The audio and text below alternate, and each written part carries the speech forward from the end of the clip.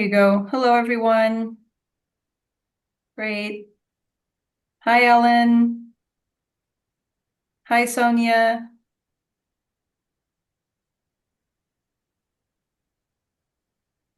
All right, so while we're waiting, to just give you a brief overview of today. So first of all, this is supposed to last for 1 hour, and we are going to leave as much time as possible for Q&A.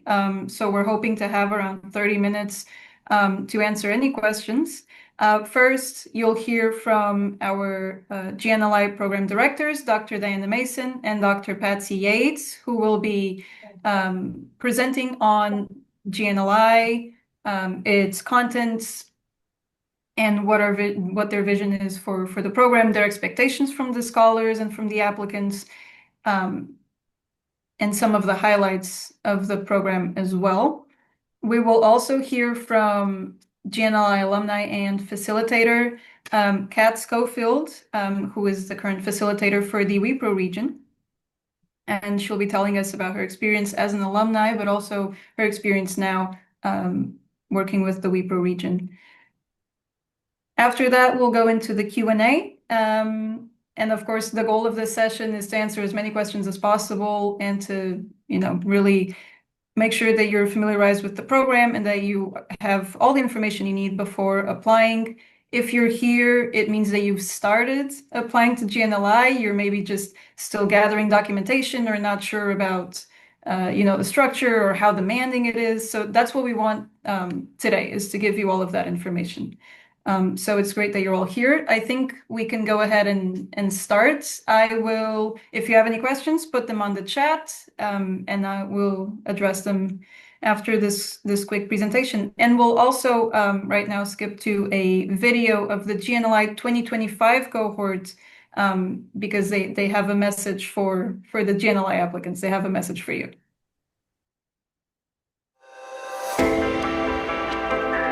If you're gonna make changes within your healthcare system, this is the place to be.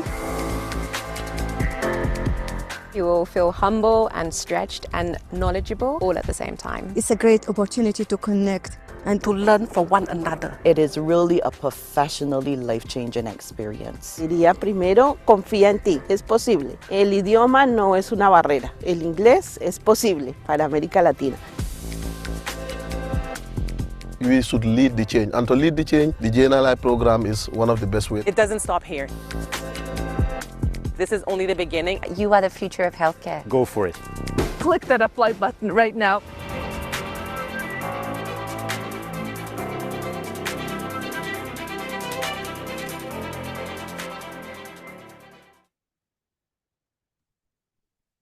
All right, great. So I will now pass on to Diana Mason and Patsy Yates for their presentation of the GNLI program. Diana?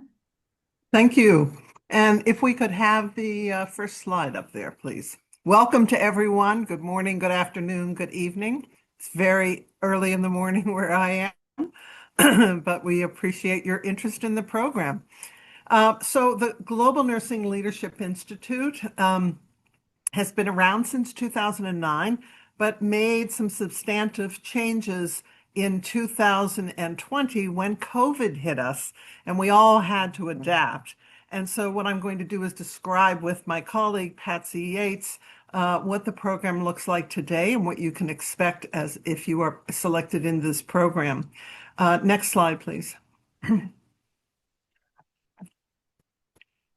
And that's me, and that's Patsy.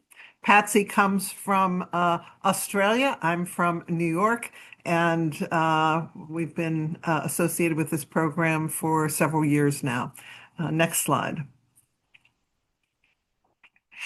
So why was it created? It was created in 2009 as a policy leadership institute.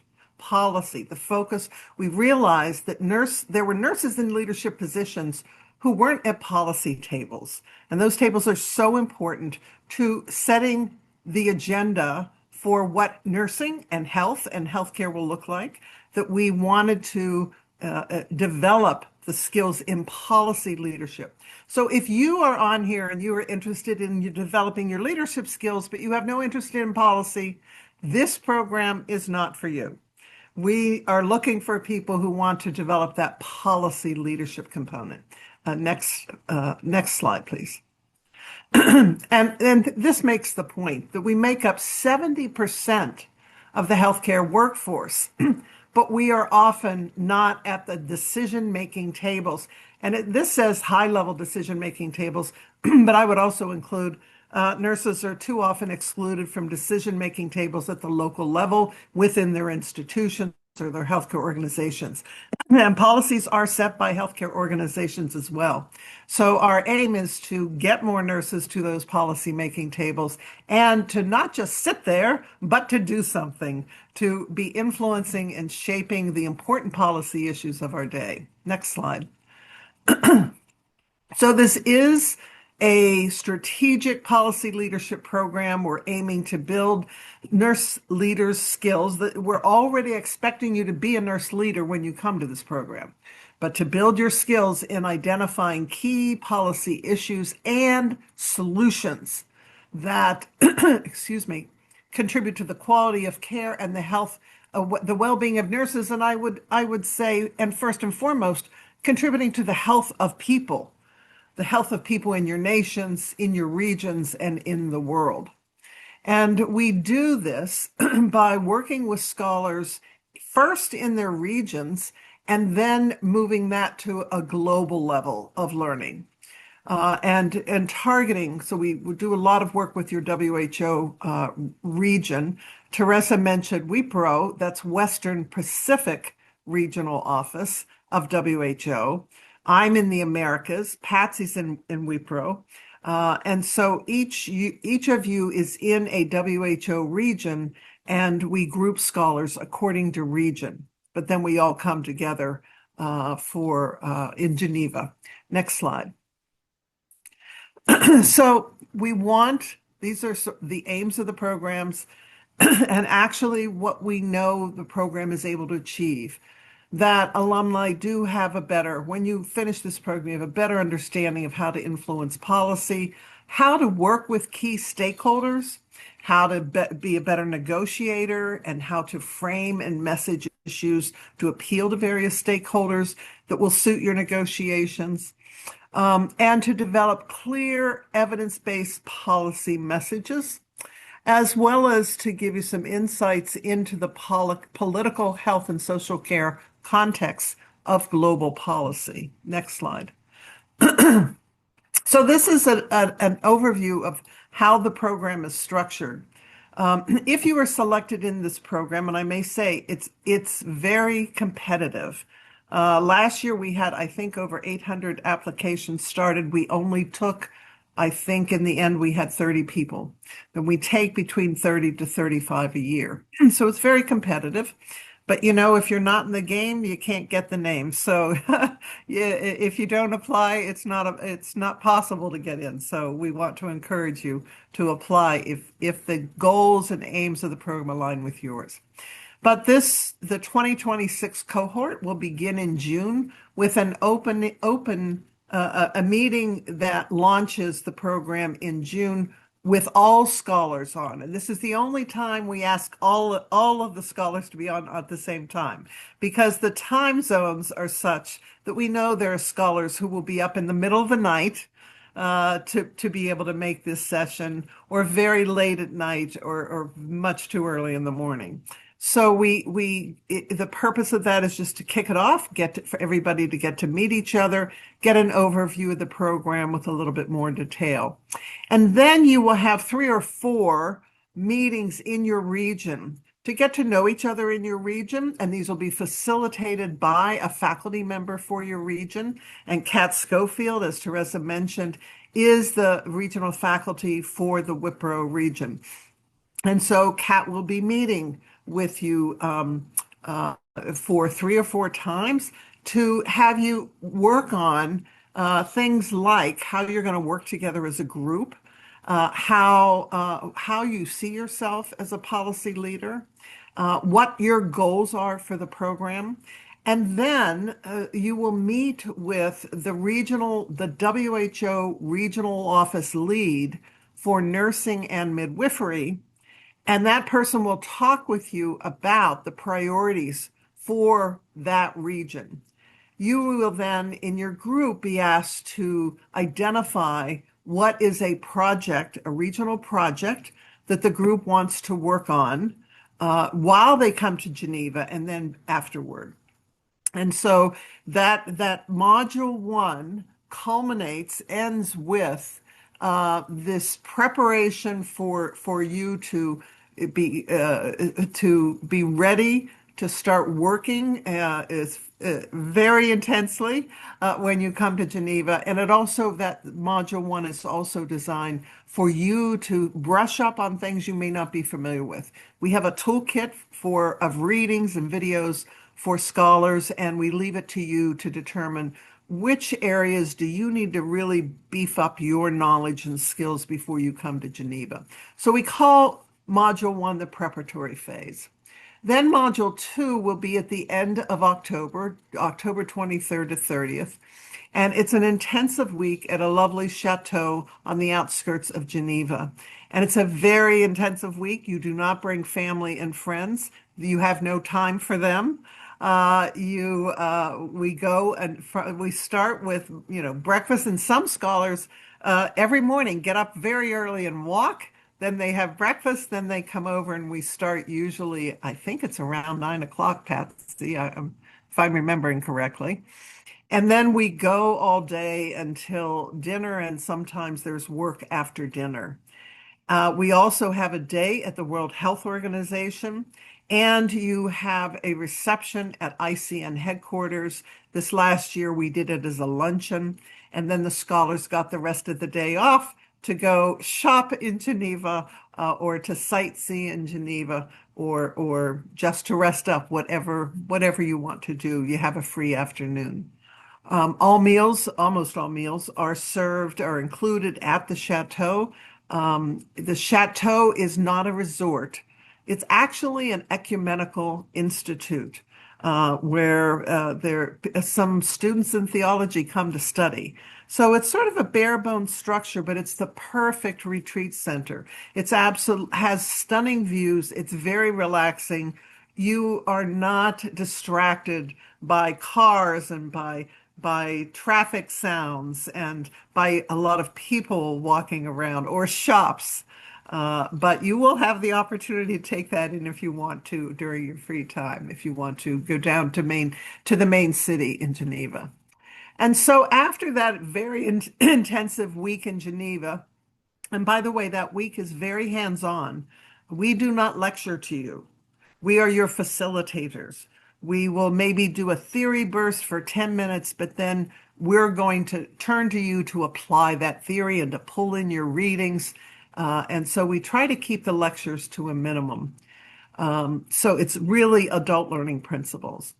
Then when you leave Geneva, you have about 6 weeks to get together a plan for your regional project and to actually present it to a group of guests that you will invite, that ICN will invite, and they will give you feedback on your project. In some cases, they'll offer suggestions that could be of help to you. And so then once you have that plan presented with the feedback, you finalize your plan, submit it to your faculty and to ICN by very early January, excuse me. And then you have module 3 is actually carrying out the project. And we work with you to try to keep it feasible. Everybody, as I like to say, everybody wants world peace. And we say, okay, what's the first step in that? You're only going to do the first step, but it's an important step. It's an important step, but just the first step in 6 months. And some scholars continue to work on their projects after GNLI is over. So you'll start to work on your project. You'll present outcomes to date in June or July of 2027. And that will be at a meeting where there will be 2 other regions presenting with you and guests from each of those regions listening in and giving feedback. And then you will wrap this up, preparing your policy brief or a publishable manuscript or other deliverables or expected outcomes from your work. And so once that is you completed, you turn in a final report no later than December and get your certificate of completion of the program. So it's really an 18-month program, but the most intensive effort really comes in the first 6 months or first 4 months. Okay, next slide.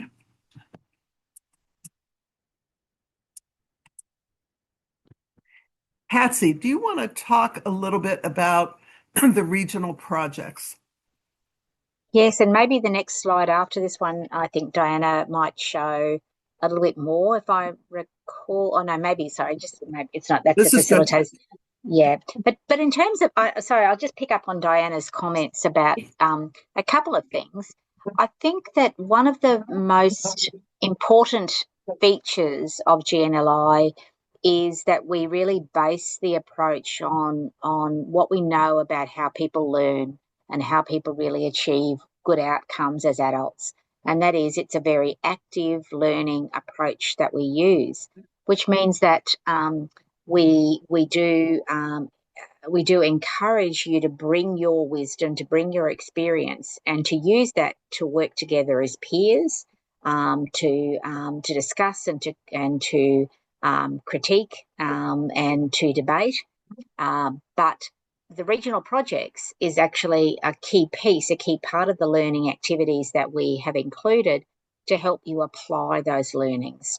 And what we ask you to do in terms of those regional projects is to take the learnings that you've got about policy, about how to influence, about how to engage with stakeholders, to identify an issue that is a priority issue that you're in your region and a priority issue for health of our communities, to develop a project that is actually going to make a difference with a policy outcome.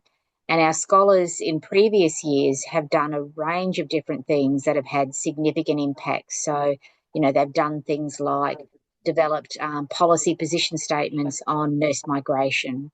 They've developed position statements on digital integration in healthcare. So there's many, many, many different things that our scholars have tackled, and we will share on the website that's there for GNLI around some of the outcomes. The regional projects are a critical part. You work together with the colleagues in your regions. You set a project plan. We support you throughout that. There's a small amount of funding that GNLI provides so that you can get good outcomes. But the key things about that regional project is you're applying your learnings. You're delivering an outcome that's making a difference. You're engaging with stakeholders at the WHO regional level at least, and typically with ICM leaders as well. So it's a fabulous opportunity to truly make a difference, and we've got evidence of that from the work that's been done so far. So it's a commitment that you're making. So if you're thinking about applying for this project, for this program, please remember that this is a commitment not just to be in the Geneva Week. It's a commitment to actually really a 12 to 18-month program, and a commitment to working with others in a team, which is actually one of the most important learnings as well, because we can't change and improve health without working as a team. And I think we've found, Diana and I, that one of the most valuable parts of the regional projects is how we're actually helping people to work together across cultures, across structures, to really make a difference. So over to you, Diana. Yes, thank you, Patsy. And this slide, thank you for advancing to the slide. This really shows the process for that project that we talked about, at the regional project. But if you could go back to the faculty slide, for 2026, we're still solidifying who the faculty will be. These right now are some of the regional faculty. Karen Bureau for the European region. She's been a member of the board of ICN, and all of these folks have been GNLI scholars. They're all alumni. Dr. Edna Talam Kimaya, she is for the African region. She's been doing this since we started the regional approach in 2020 and does a great job. Dr. Eva Said, she also has been doing this since we moved online. She's for the Eastern Mediterranean region. Kat Schofield, who you'll hear from in a moment, for Wipro, and Dr. Sarvjit Kaur for the Southeastern Asian region. Next slide, please. And so I just want to point out that there are a number of things that you'll focus on in the program. You'll be doing a profile of your own country. You'll do a leadership assessment tool to see where you're at as a leader. We've already talked about the regional project. And then we encourage people to come with an individual project, something they're working on that has some policy implications. It can be very local. It can be within your healthcare organization. Or it can be something that you want to do that's a major shift in your country, a project in your country. We had a scholar from Nigeria who took on wanting to have the country adopt standards for quality and safety in healthcare for the first time. And so she's been working on that and has been having success on that. And the reason for the individual project is because we want you to think about something that you really feel passionately about, that this is something that's really important to you, and think more strategically about it. That's what a lot of this discussion is for GNLI. How do you think very strategically about change, about leadership, and about using policy as a tool for advancing health? Next slide.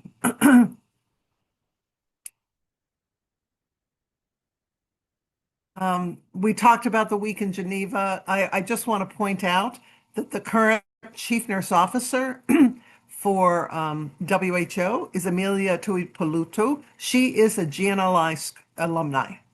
So there you go. You can aspire to be the chief nurse officer of the World Health Organization.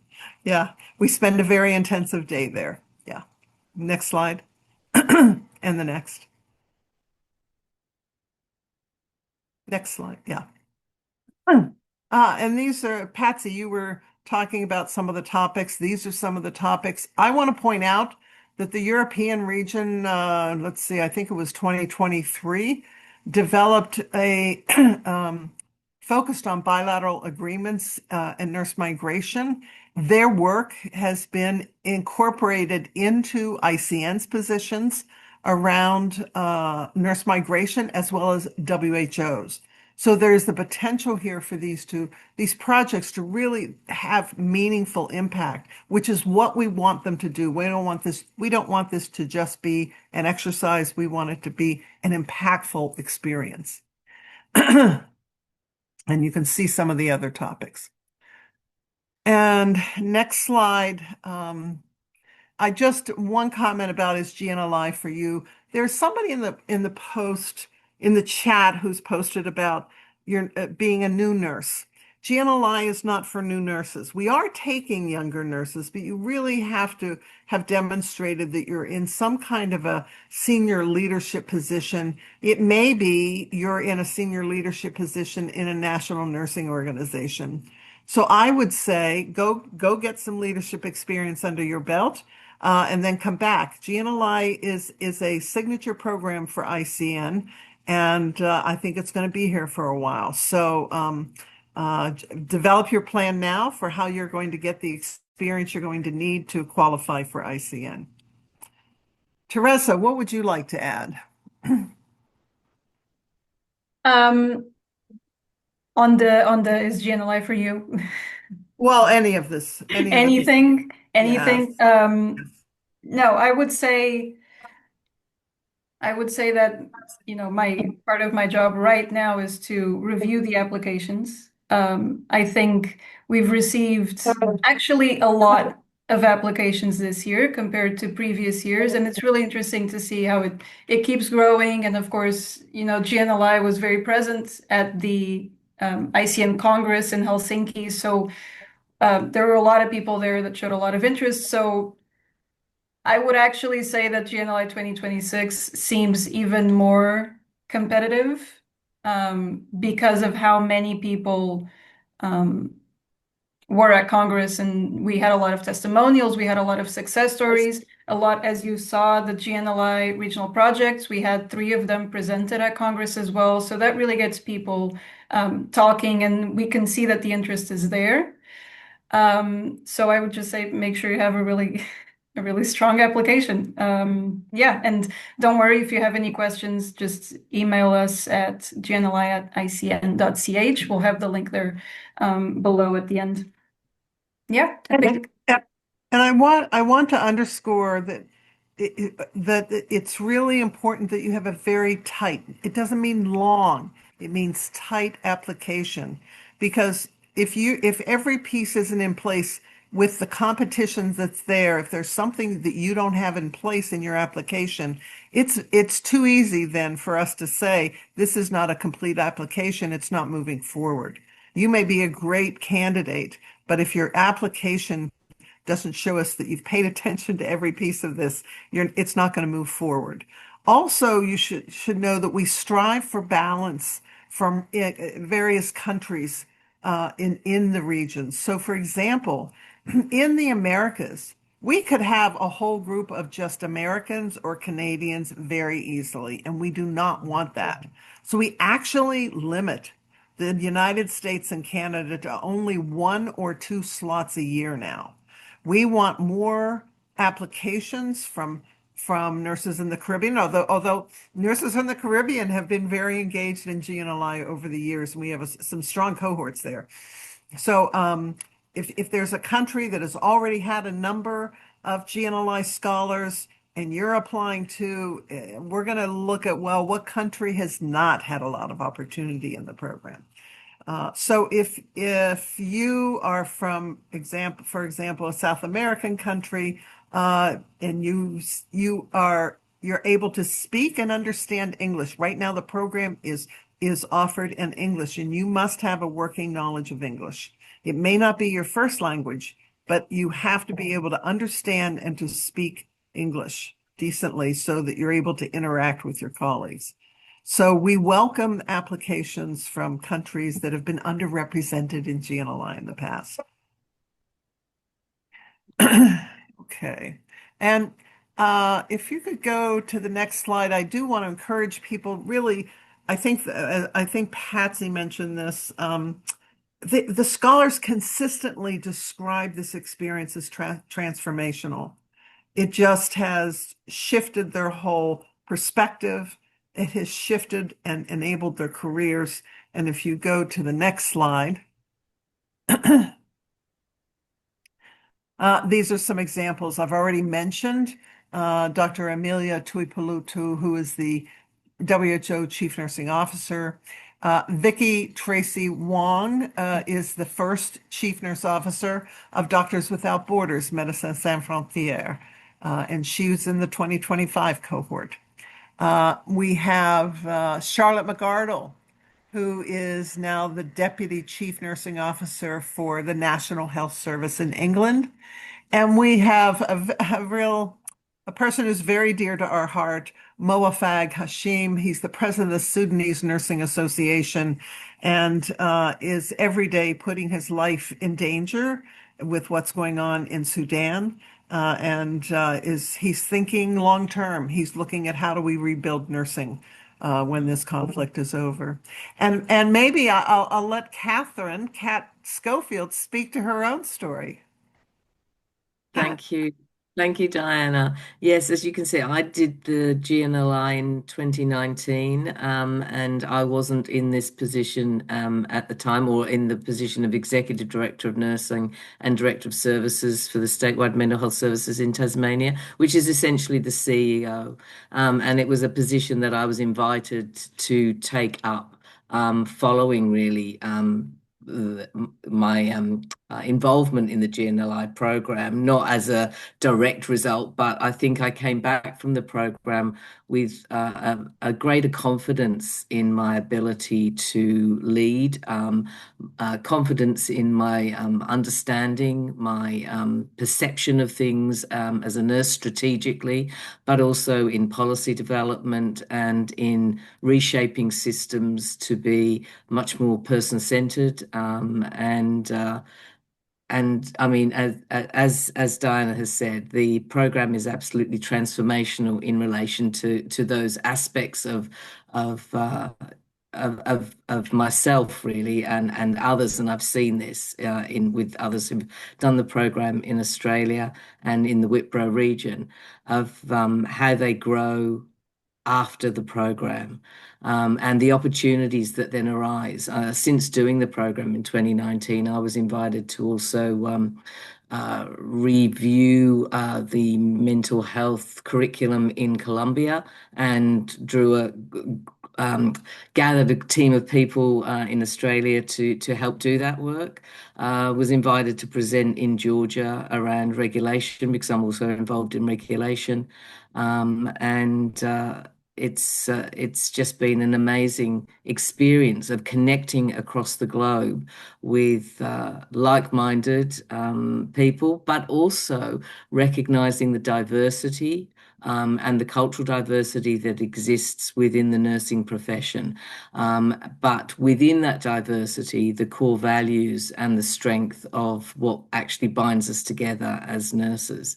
I just remember my time in Geneva as being one of the most inspirational in meeting the chief nursing officer, and also Tedros at the World Health Organization. And his words have absolutely inspired me to develop leadership programs within the service I run now, and really value the uniqueness of nursing and the nursing, I suppose, the nursing understanding of health and the holistic nature of health, that is our contribution, and really a major contribution to services and health outcomes for everybody.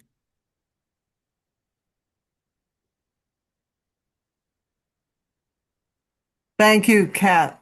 Yeah, and we're pleased to have you here always, and she's been a fabulous facilitator. I want to just share some other success stories here. And Teresa, jump in if you know more about these folks than me. Karen Bureau has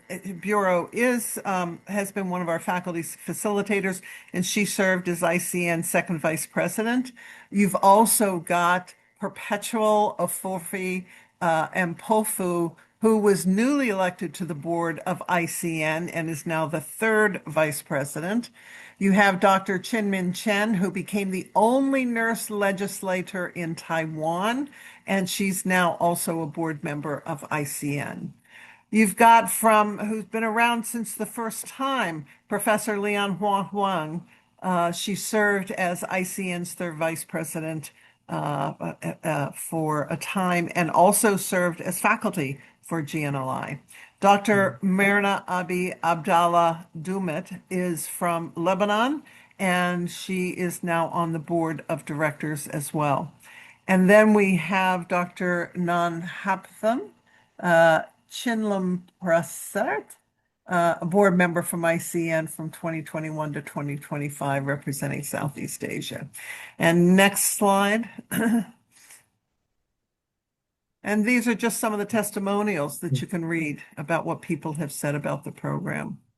You can see, and I think it really is culminates in this experience in Geneva, where you're meeting people from across the world who you are going to remain connected with. This is about building a global network.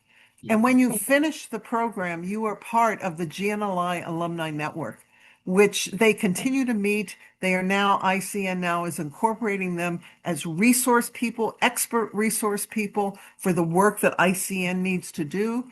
And in some cases, the ICN alumni just continue to do work within their own cohorts or within their own regions. It really is a lifelong network that you can turn to. Kat, I hear you sort of affirming me.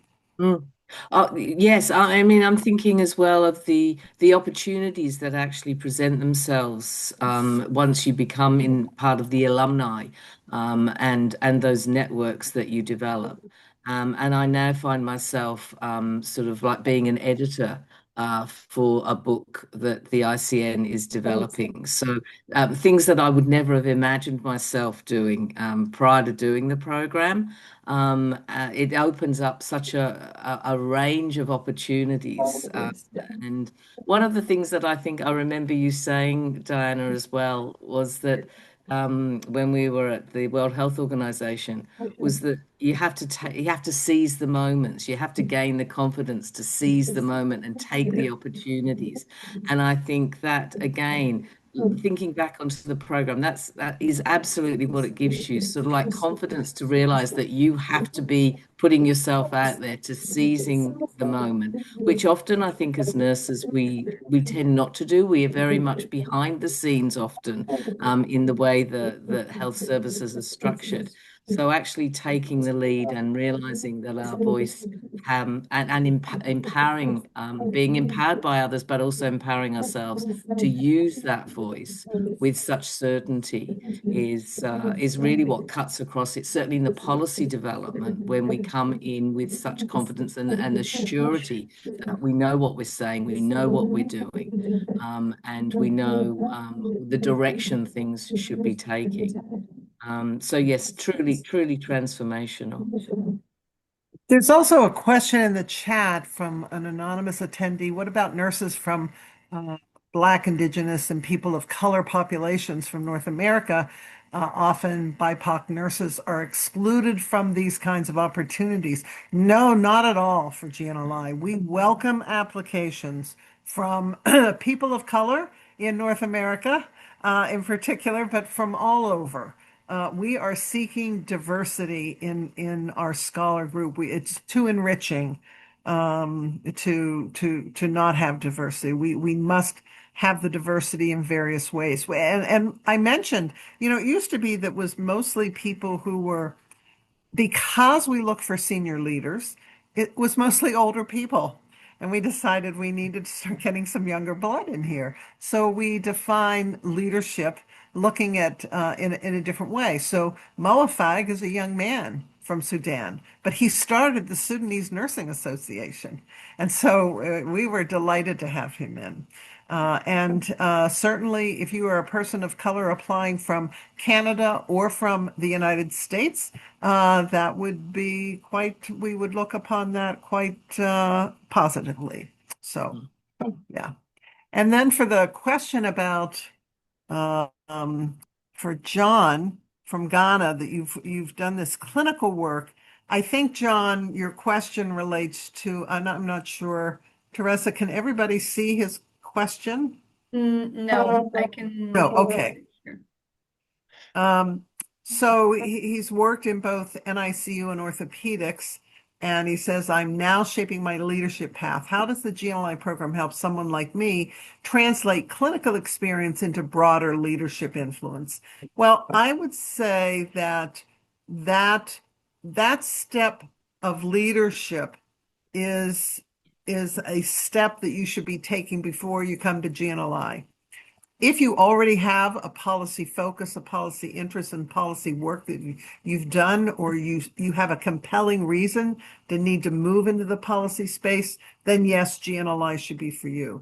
But we're not looking for people to go back and stay in their own local spheres. We're looking people to, at the very minimum, be leaders within their World Health Organization regions. So if let's see, I forget where you were from, but if we would not look, we want you to be a leader in your country and a leader in policy, but we're not looking for you to go back to your institution and just stay focused on your institution and the clinical work there. I love if the clinical work is driving your policy agenda, is driving your policy questions, that's fabulous. But we want you to think broader. So let's say you have an issue around orthopedics and you feel like there are global implications for what you're seeing as a problem or a possible solution. So then you move it to that global stage. It doesn't mean you abandon your local work. It's just that you now have a vision for how to move beyond that local space and move it globally, or how to take the global perspective and really transform what you're doing more locally. Can I also say, Diana, that I think as well that you learn what the skills that you use in your clinical setting and how you apply those clinical that precision that assessment into then policy development, into being holistic and solution focused. So I think that it's the translation of the skills that you've used and embedded in your clinical career that then actually you translate those into how they can be useful within policy development.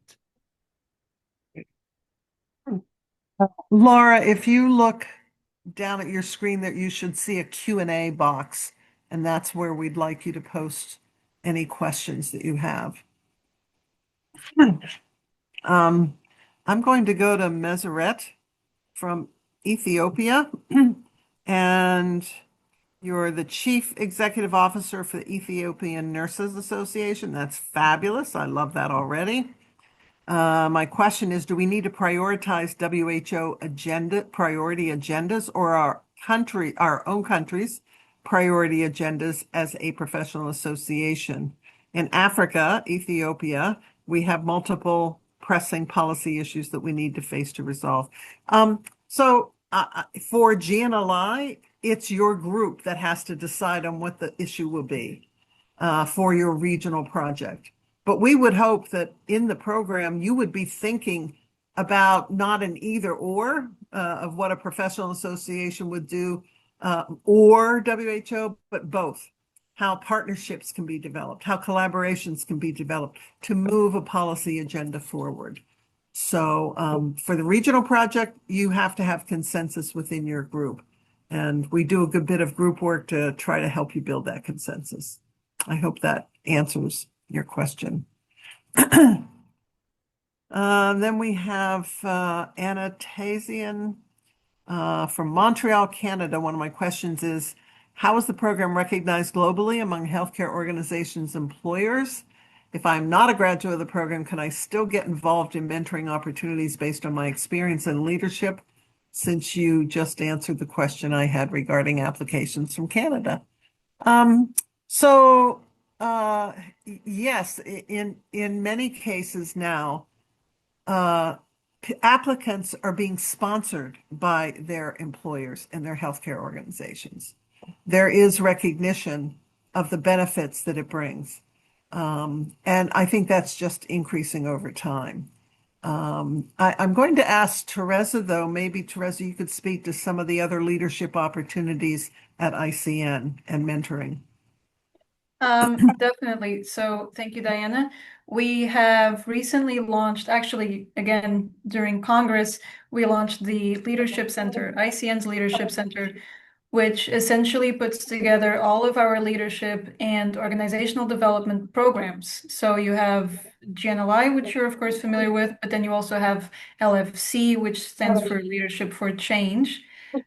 We have another program more related to nursing crisis and leadership in crisis and response recovery, which took place in Ukraine this year, and we're looking forward to another iteration of that. And then we also have ODENA, which I think a lot of you will be familiar with, especially if you're coming from an African country, because ODENA Africa just came to an end, a very successful program, which will now be taking place in LATAM for the next iteration. So ODENA focuses more on the organizational development of NNAs, and it's more focused on development of NNAs.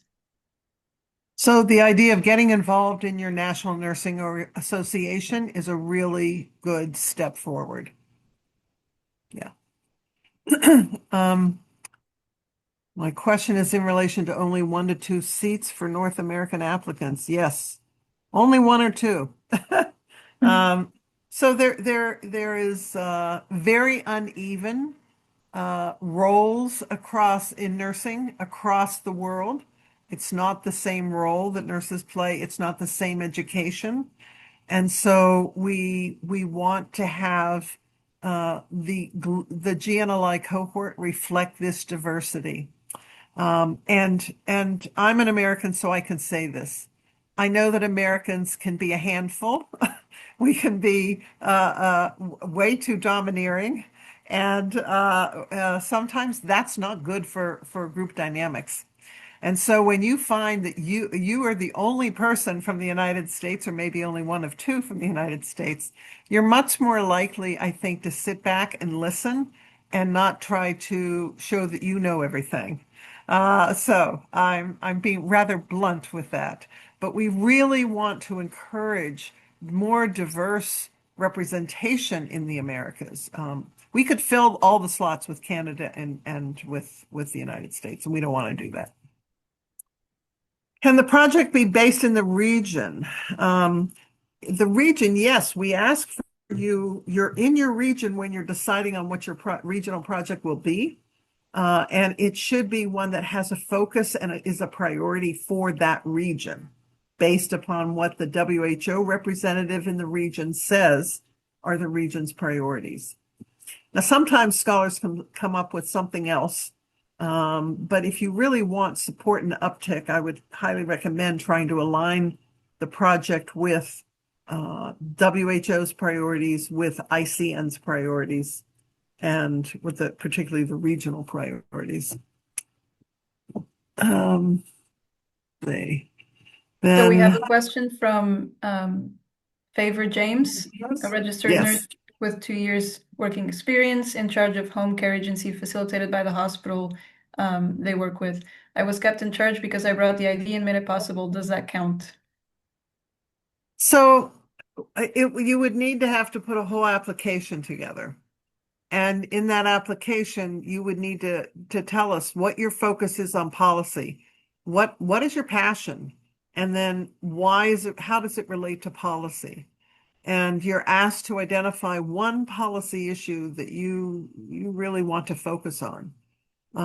So I wouldn't rule it out, but I would say if you're not already an experienced leader in one way or another, I would wait before applying to GNLI.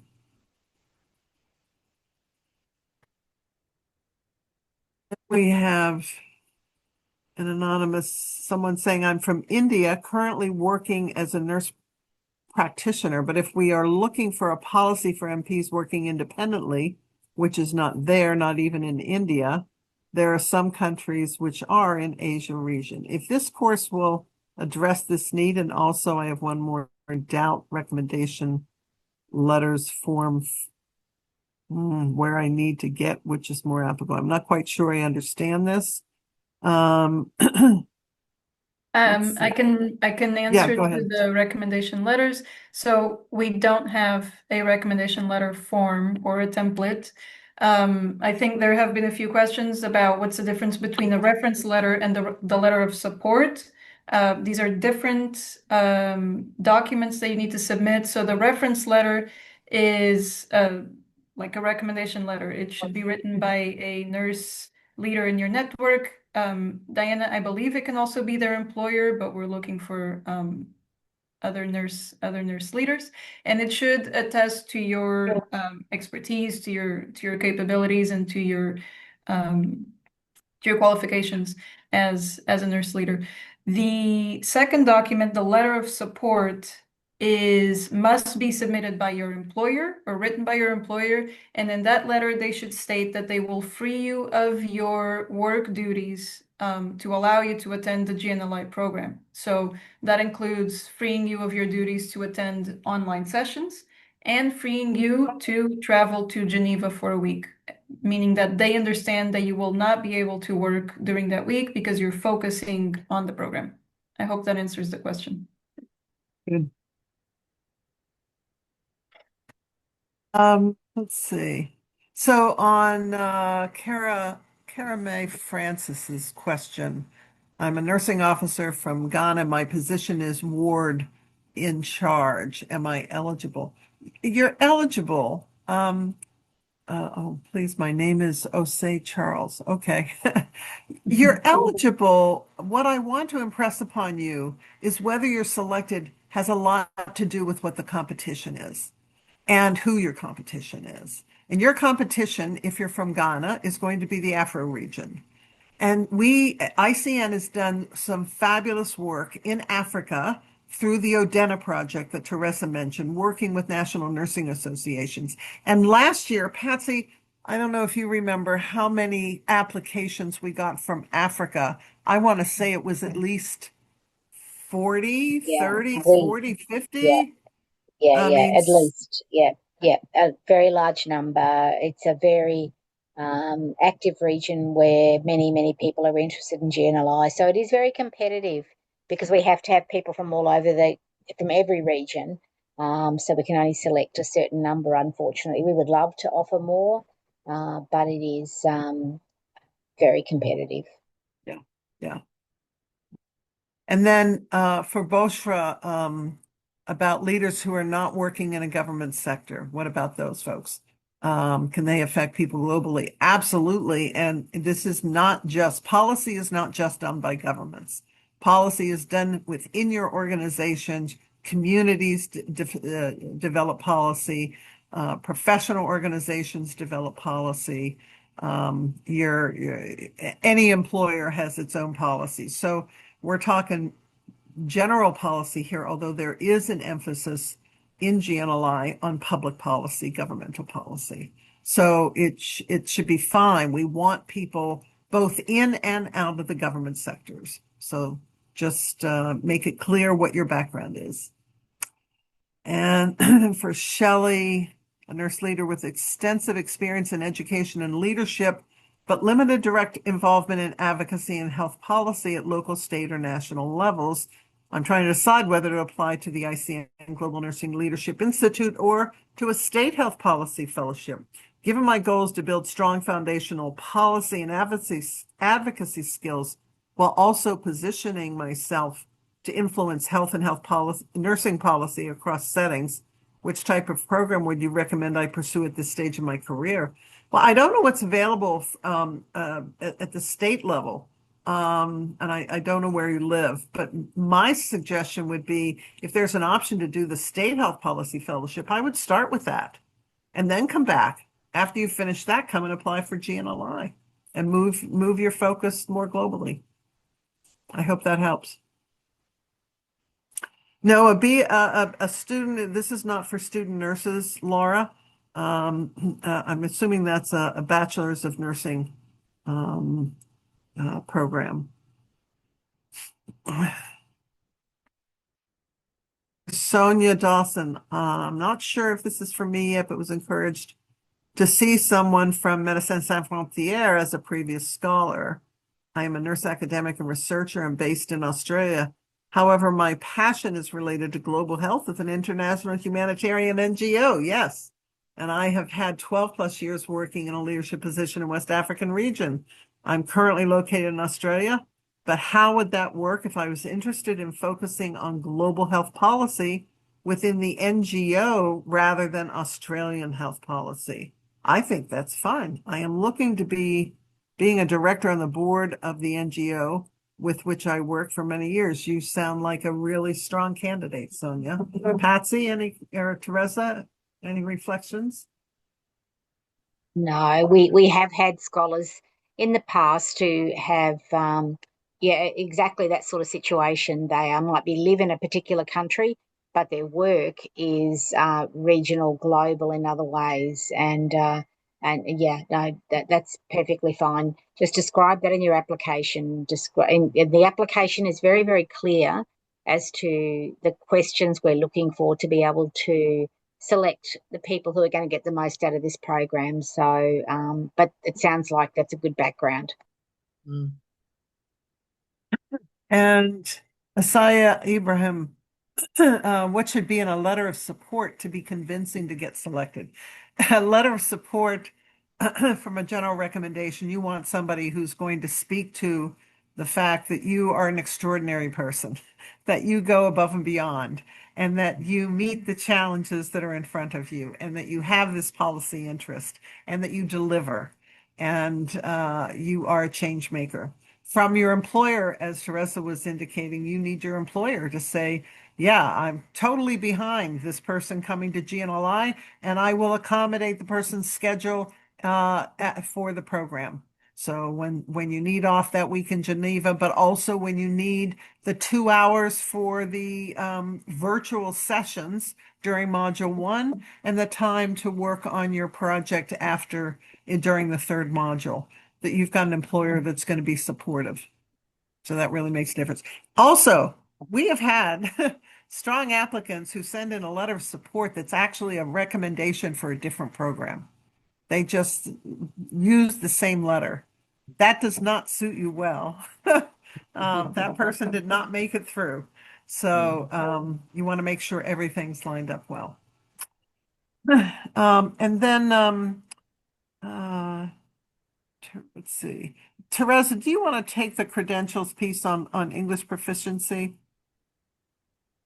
So yes, we get a lot of questions around what counts as proof of English proficiency.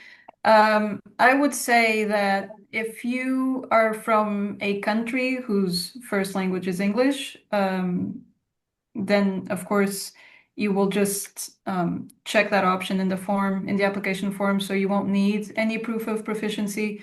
However, if you are not from a country whose spoken language is English, and you have to submit a proof, then what counts is either a proof that you conducted your studies in English. So let's say that you either went abroad or went to university, or where everything was conducted in English.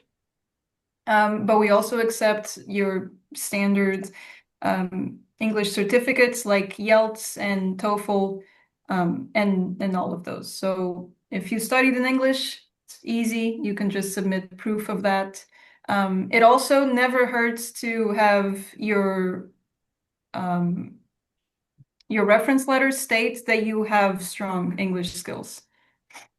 So that always helps as well. And then the video that you have to submit will, of course, be in English. So that will also help us understand your level.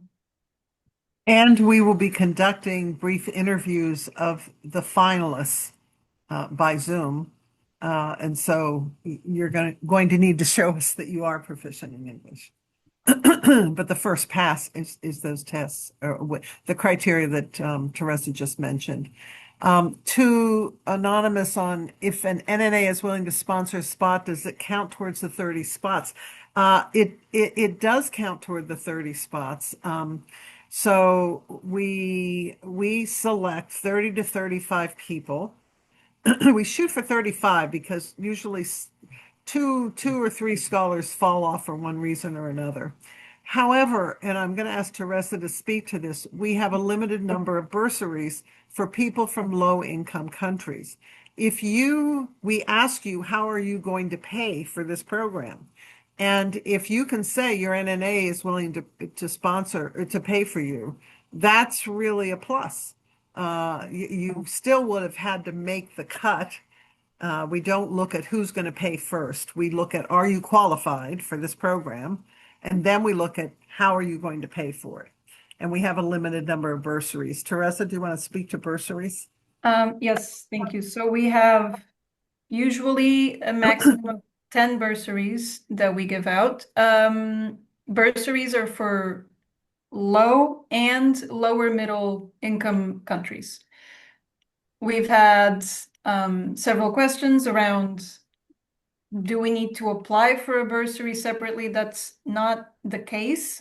In the application form, you'll see questions around how you intend on paying for the program. And if it is a bursary, then we try to work with you to understand the solution. Maybe half a bursary would already enable you to attend the program.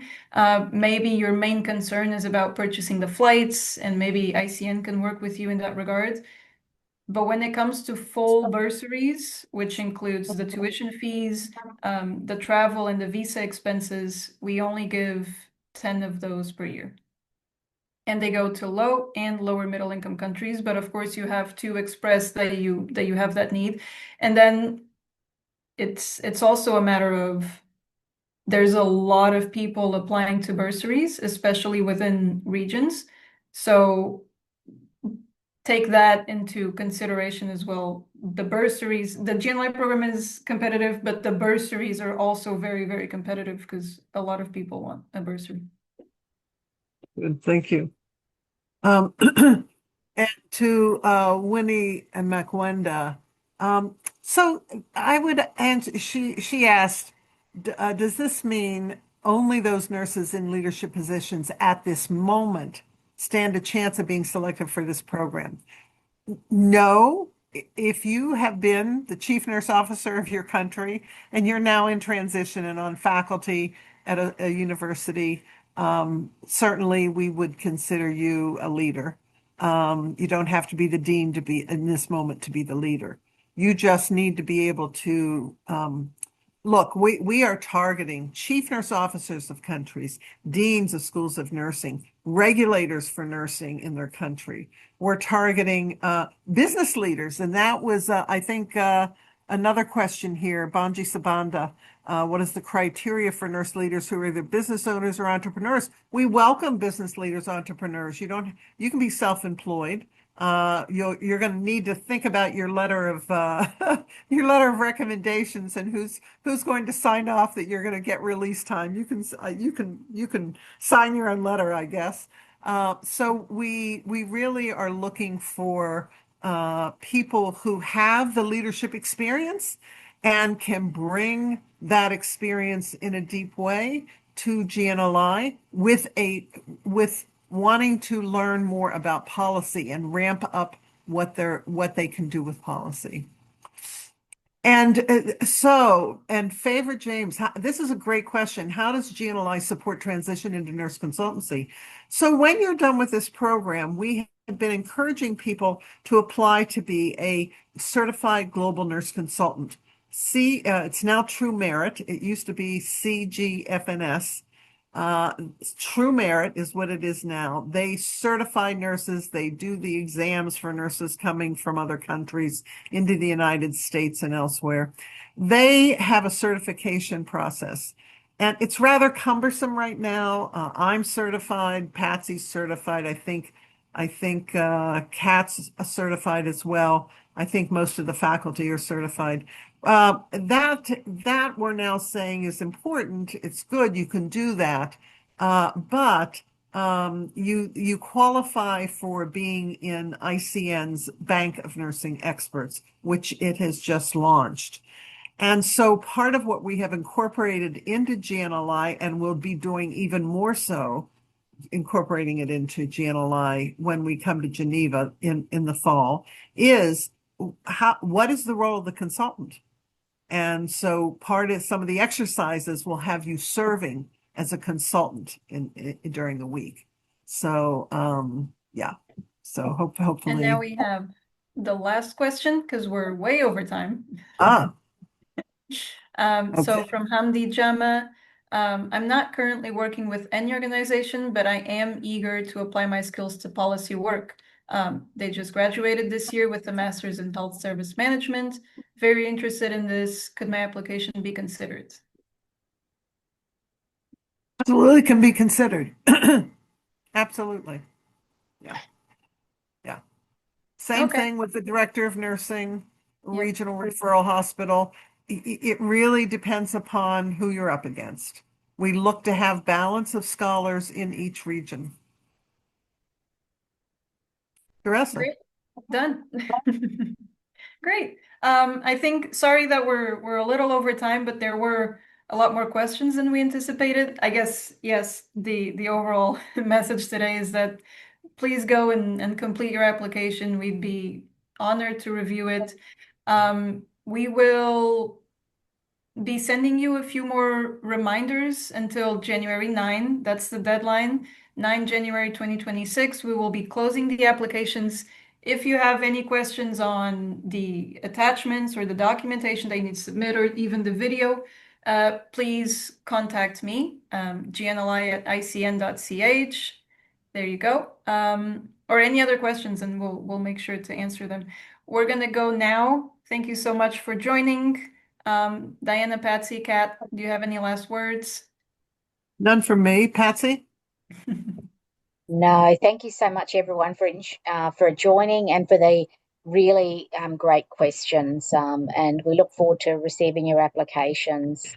And I hope you got sort of some messages here about the focus of the program, how you can demonstrate that you're the best candidate to get the most out of this program. And Kat?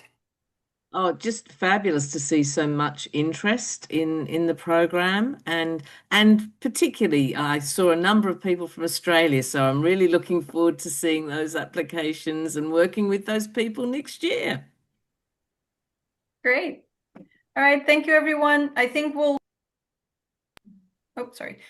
show now a very short survey with just one question, to basically let us know if this was helpful in any capacity. So please, if you can, just let us know so that we can keep improving. And we'll see you on the application form. Thank you, everyone.